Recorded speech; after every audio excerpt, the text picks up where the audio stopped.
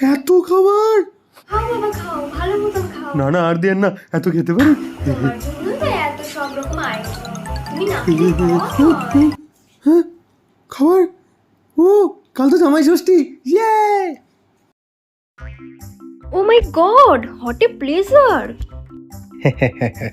ও, এটাকেও সাথে এনেছিস? হ্যাঁ মা, আজকে জামাই ষষ্ঠী না।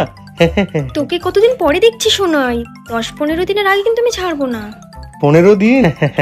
খুব কাজ মা, ওই 5। না বাবা, 5 মিনিট থাকলে হয়। বাবা কোথায়? তোমরা কথা বলো, আমি বাবার সাথে দেখা করে ওকে শোনাই যাও। আমি জানি তোমার অনেক কাজ আছে, তুমি আধা ঘন্টা বসে চলে যেও। আমাকে আধা ঘন্টা দিতে হবে, আমি তো 5 দিন খাবার প্ল্যান করছিলাম। হ্যাঁ মা, খুব কাজ। আমার কি জামাই ষষ্ঠী খাওয়া হবে না? না না না, হার মানে চলবে না, আরেকবার ট্রাই করি।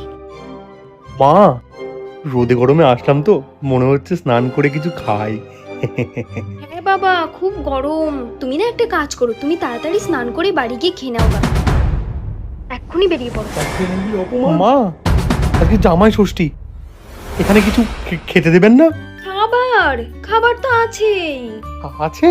চা আছে, চিনি আছে, বিস্কুট আছে। যাও কিচেনে গিয়ে একটু চা বানিয়ে খেয়ে নাও, কেমন? যখন সরকারি চাকরি করতাম কত কিছু, আর আজকে এই অবস্থা। থাক মা, থাক, আজ খুব কাজ। অন্যদিন এসে চা খেয়ে যাব, আজ আসি। চাকরি ছিল, কত সম্মান ছিল। কি রে শোনাই, খাসির মাংসটা খেয়ে নে, তাড়াতাড়ি আয়, নয়তো ঠান্ডা হয়ে যাবে।